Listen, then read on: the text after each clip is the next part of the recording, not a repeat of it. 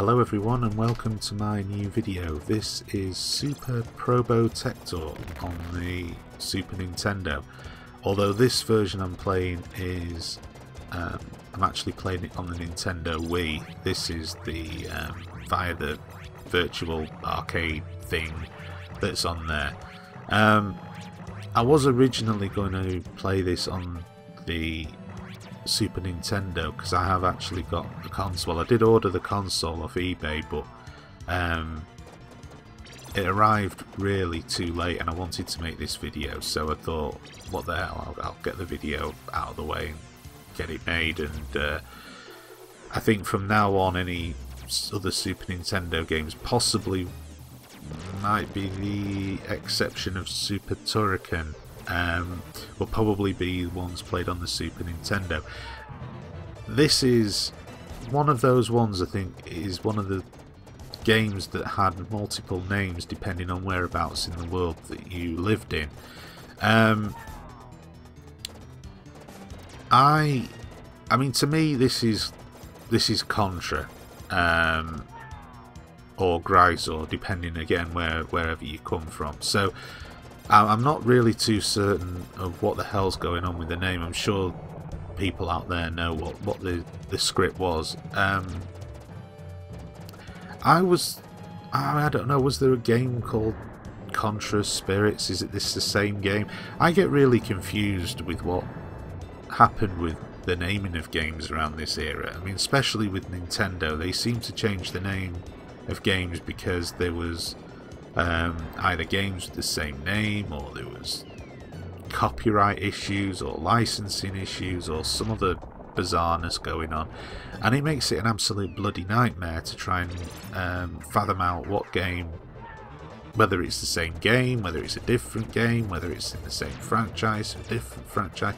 All I know is it's very much like a sequel to Contra, or the N64 Super Nintendo version of Contra, and this is really just because of the gameplay and the weapons and the game style and so on and so forth.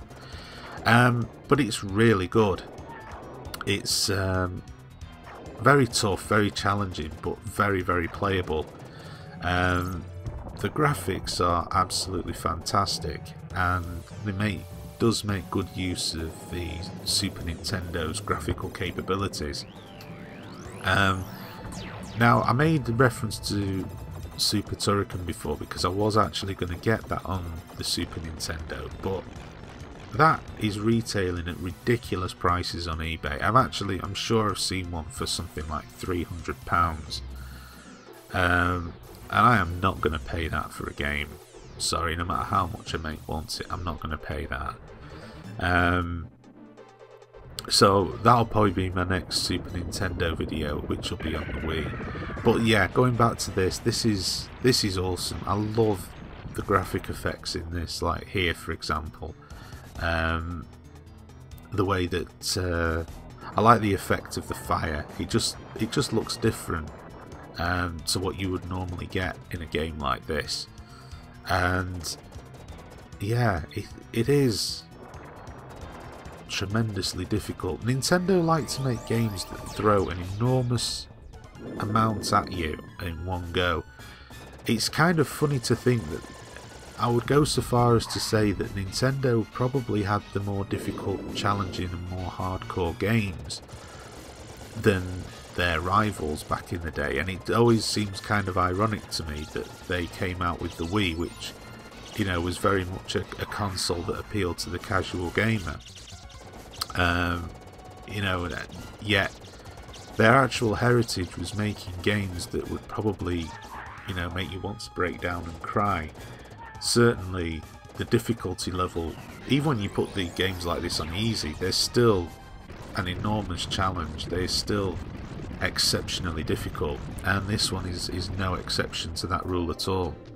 And this is an interesting variation. You sort of get levels whereby you go to this sort of weird top-down view. So I don't know whether this represents you sort of travelling to the next level or something like that, but it's kind of its own game within the game, so to, excuse me, so to speak. It's a little bit weird at first, yeah, it takes a bit to get used to the controls, but once you do, this in itself is quite addictive to play.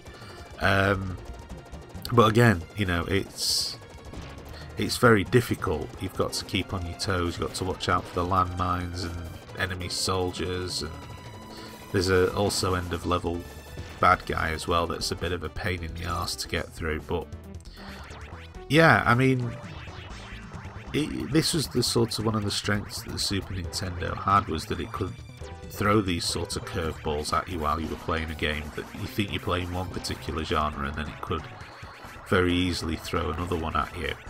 And I just think that, you know, it's interesting. You know, it was obviously an attempt to utilise the additional power that the Super Nintendo had. I'm really glad, actually, just as a little aside, I'm glad they called it the Super Nintendo in the US and in Europe, because I don't like the name Famicom whatsoever. There's something about it, it sounds like a charity rather than a games console. For some reason it just sounds like it should be a charitable organisation, and not the name for what would have been back then a cutting edge games console. So I'm glad they didn't call this the Super Famicom. It probably wouldn't have sold as much, people would probably wondered what the hell it was. But I'm digressing anyway. Yeah, that's pretty much it for this video. This is the end of level bad guy I was telling you about, and it's an absolute pain in the arse. It takes quite a bit of practice to get, well, it took me quite a bit of practice to get past it, although I managed not to get past it for the purposes of this video, rather unsurprisingly. But yeah, that's Super Probotector on the Super Nintendo. Well worth checking out. Thank you very much for watching, and stay tuned for more videos.